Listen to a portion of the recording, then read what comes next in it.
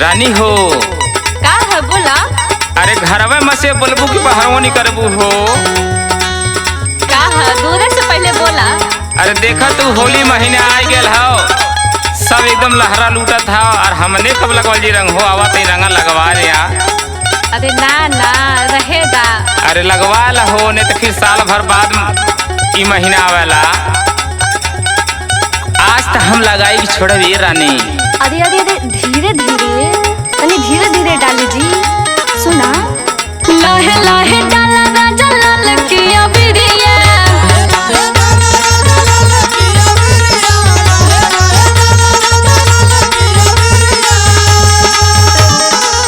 लाहे लाहे डाला राजा लाल किया बिरिया।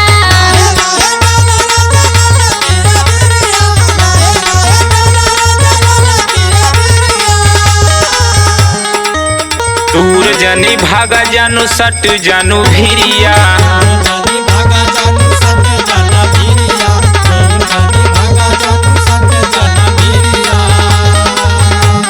लाहे लाहे डाला राजा लाल किया बिरिया।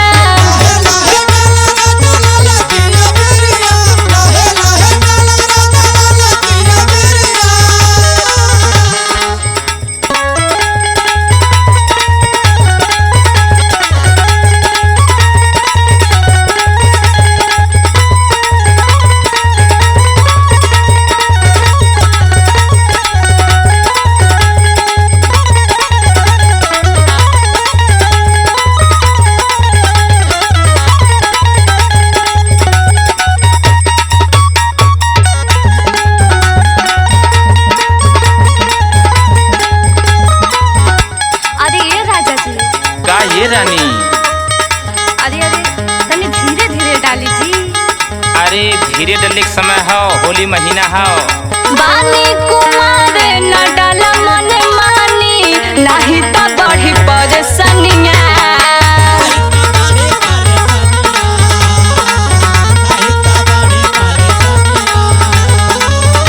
सुना ये रानी। हाँ बोला।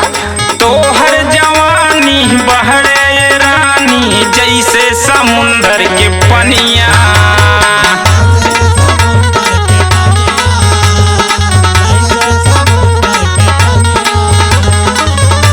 कुछ ज्यादा बोलत हवा हो।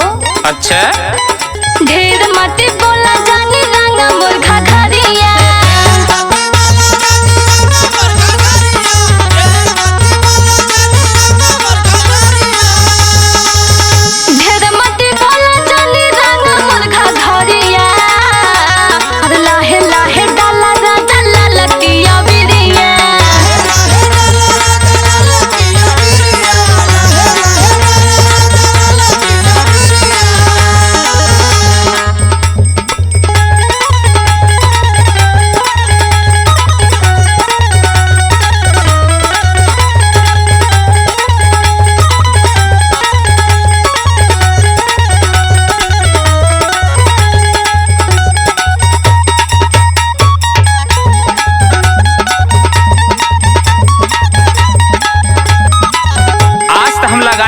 रानी चाहे तू कितनो बहाना डाला।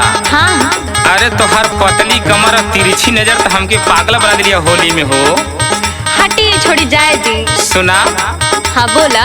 पतली कमरिया तिरछी नजरिया दिहले दीवाना बनाई।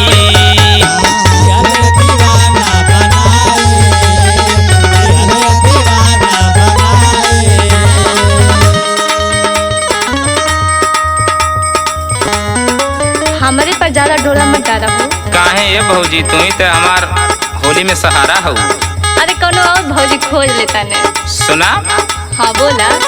डाला ना डोरा भरा ना कोरा, चाली ना तो हर मन मानी।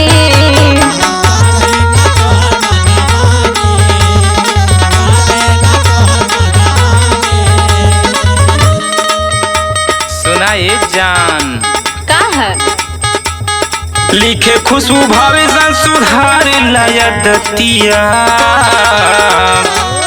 लिखे खुशबू प्रीति अंग सुधार लयदतिया। अरे दूर जानी भागा जानू सट जानू भिरिया।